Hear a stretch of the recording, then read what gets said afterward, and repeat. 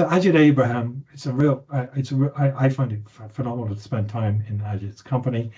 He's a group executive director for inclusion and equity, and he's also a consultant trauma and hepatopancreatic biliary surgeon. That's a long title, but fundamentally, let's just think of him in two key spaces. He's got a senior role in one of the largest hospital groups in this country that serves a diverse but fundamentally quite troubled population in East London. And so I'll pass you on to Ajit, who will take a perspective from his lens and his area of expertise. Over to you, Ajit.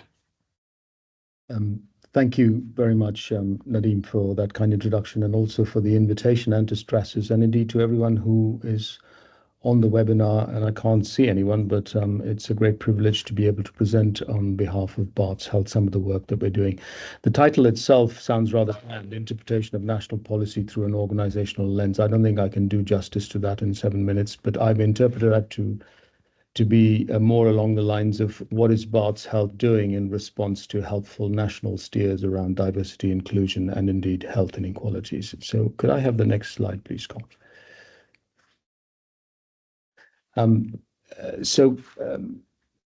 Nadeem's already touched upon this. You may well ask the question, what is a surgeon who's been a consultant for now coming up to 2 decades at the Royal London Barts Health in Whitechapel doing in this inclusion and equity space? And the honest answer, quite simple answer, is that if you love your job and you do it well and you care about your patients and families, you cannot help but see how the social determinants of health and health inequalities impact on your patients on a daily basis. I work at Whitechapel. This is an old heat map of deprivation where red is not good, and you can see, although the arrow seems to have slipped a little bit, we sit pretty much at the epicenter of deprivation in East London, and this has been the case for well over 200 years. So that relates to some of the points you were making, Nadeem, earlier. And I always put this slide in because even though it's quite old, it tells you about how your life expectancy steadily goes down as you move a tube stop. Each tube stop eastwards is almost a drop in your life expectancy by a year, and the figures may be slightly different now, but that's still a sobering thought. None of this is particularly unique to Whitechapel and to Barts Health territory and East London territory. I mean, my colleagues from Blackpool will recognise all of this. It's all there in Michael Marmot's Health Equity Report 10 years on. And I don't want to paint a gloomy picture about East London. It's actually a very vibrant, diverse, and a wonderful place to work. And so it's buzzing all the time. And I love working here, and I've been away and come back, but it's got its challenges, as you know. So could I have this next slide? So, Carl. So I wanted to make the point that what can unify all of us in this quest to address health inequalities and inclusion is the notion that fairness matters. Fairness does really matter. It matters to me, and it matters to all of us who are on the call and many, many other people who work in the NHS. I've been deeply influenced by the thinking of John Rawls, and I've put this little cartoon that I took from a recent book by Daniel Chandler, which I find a very helpful summary of Rawls's thinking. And I want to call out some of the principles that I think can both make clear what drives us philosophically in this endeavor, and also makes it easier to put this agenda forward in a way that hopefully doesn't come across as a zero-sum game. So clearly, in a liberal democracy, we believe in freedom. We believe that people are free to do what they wish to do as long as it doesn't encroach or interfere with other people's freedom. But what Rawls then goes on to also emphasize is that there is an importance to equal opportunity. And the key thing here is that we need to be sure that social and economic inequalities that arise are not things that are arising because of unequal access or structures in society. So there can be structural injustices in the way we set up our society that can lead to inequality of opportunity. And again, this is something that Nadeem alluded to in his introduction. And I think the clever thing that Rawls does is he says that we have an obligation to honor the difference principle, in that in a society where we are confronted with inequalities, it is incumbent upon us to make sure that the system always functions in a way that it benefits the least privileged amongst us. And I think that's what informs a lot of the work that we're doing at Barts Health. And I know that's what informs our thinking nationally and in all of the organizations, including Blackpool, that are part of this very worthwhile undertaking. Next slide, please, Scott. So it's pleasing to see that increasingly people recognize this, so that it's not just about improving the quality of care and patient experience and reducing costs, laudable as these aims are, but you can't really deliver quality care for people unless you also recognize that you have to improve your population's health, that you have to recognize crucially just how much the joy in work and the well-being of your staff is and how it impacts on that.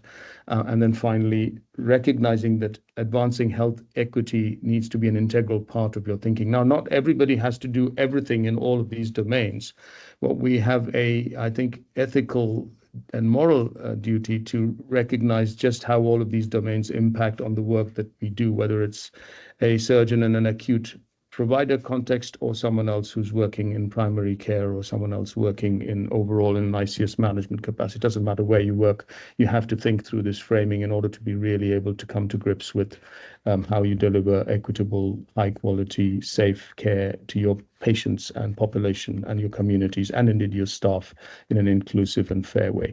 Next slide, please, Scott.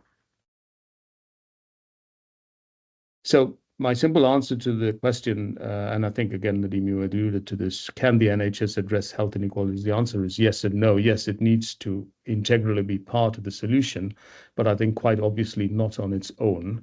And what you see reflected today in terms of the somewhat syncretic mix of the panel is, I think, reflective of the wider approach that will be necessary in a societal sense, which involves the private sector, the voluntary sector, that involves public health, acute organizations, provider collaborations, and so on, in order to be able to solve these large-scale problems in a way that's impactful for the people that we all collectively serve.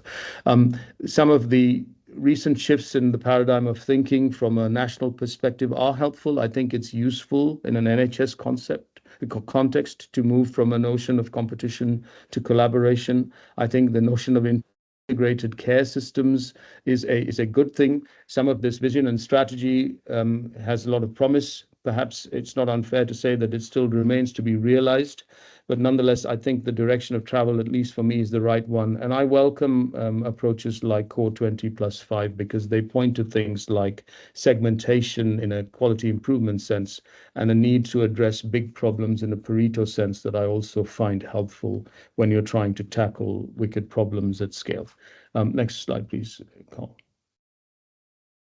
So what are we doing at Barts Health? I'll be again, this came on in the aftermath of COVID. Some of our staff died. Many of our staff were adversely affected, predictably those from a particular, from a global majority background. And there was also the tsunami of George Floyd and Sarah Everard and everything else, which prompted us to look at our strategy for inclusion across the organization, both in terms of recognizing that our staff truly need to feel they belong, regardless of protected characteristics, if we are to provide a truly safe and high quality culture of care. And what we then also have tried to do in our We Belong strategy is explicitly linked that agenda for inclusion to the idea of equity in a way that connects or reconnects, if you like, our staff to their purpose, which is there in service of patients, families, communities, and population. So 3 simple ideas. One is that you have first put in place the right kind of inclusive and compassionate leadership. This is just not formal leadership structures, but also informal leadership structures. And I can speak a little bit to some of this later on, perhaps in the Q&A if people are interested. I know Maggie will touch upon this in terms of the importance of staff networks and things like that in more detail.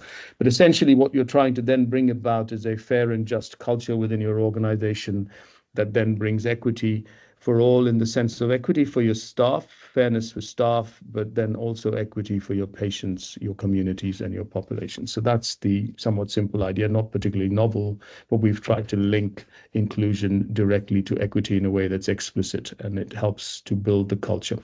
Okay, next slide, please. This is a very busy slide. I'm not I'm not going to try and go through all of this, but this is my nod to Don Obedian, given my QI bias. And I think we're doing a lot of things structurally. I'm an institutionalist. I don't think you bring about institutional revolution, you bring about institutional evolution. And part of that means creating the right kind of architecture within the organization for managing the programs around inclusion and equity, and also then ensuring that there is appropriate governance in terms of collective ownership and assurance around some of it. It then has to then feed into processes, and I've outlined some of the many things that we're doing. We can speak to this, time permitting, in the Q&A later on if people are particularly interested about some of this stuff. But we now have health inequalities in terms of equity of access, and I take Nadim's point that that's just scratching the surface. So there are some things in our group operating plan for the year that specifically speak to the group's responsibility for equity of access in terms of what we're doing in a number of different areas and across our sites. And we tried increasingly to weave some of this into the business as usual approach with a regular scrutiny of both inclusion and equity in our PRs for our hospital sites and adopting the anti-racism charter and so on. There's a lot of stuff going on around measurement, and I think we're a long way away from seeing the impact in terms of outcomes. So I always call this a long walk to fairness, but I remain optimistic that we've started the walk, and there are some significant milestones along the way that give me hope that change is coming. Thank you. Thank you, Ajit, for that.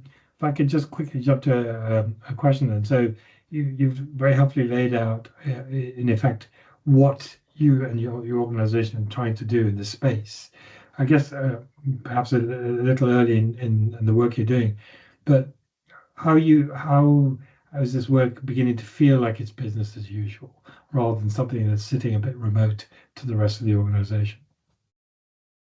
So I can call out a couple of examples. So I mentioned briefly about the group operating plan. So a need to think about what we're doing as a group with inclusion and equity not sitting separately, but as integrated into, for example, I put ERB and UCB. So the urgent care work and also the elective recovery, there's a very strong equity underpinning to that in terms of looking at access to care in the context of elective recovery through the lens of ethnicity, age, gender, disability, and so on. And that has some practical implications. So one of the things that we found was how significantly disadvantaged our learning disability patients are in terms of their weights.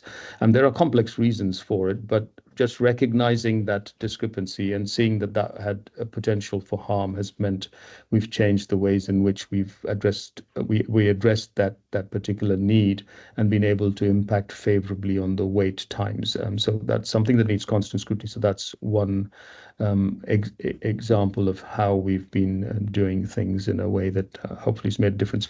Another way is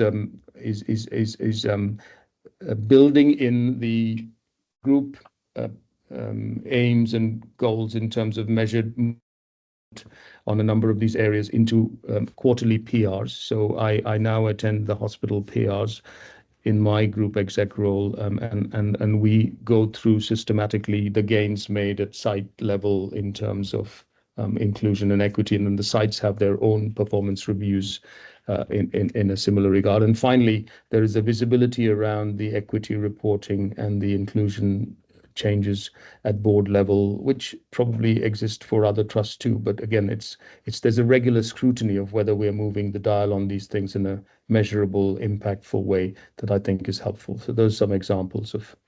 So for our audience who may not know all the acronyms and the initiatives, PR meaning. Yes, I do apologize. Tried to fit in too many things onto one text box. So yes, performance reviews.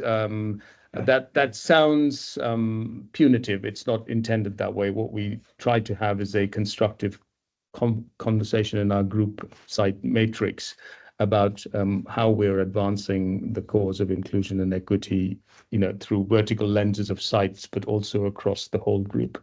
And having that play out regularly with measured outcomes and evidence of progress in terms of SPC charting gives us a sense of whether or not we are starting to make progress. Early days, but we have some evidence that we are, as a consequence, moving the dial on representation, visible representation, 8A plus progression, and so on. Yeah.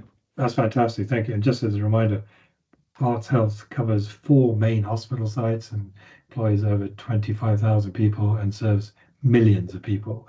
So Yes.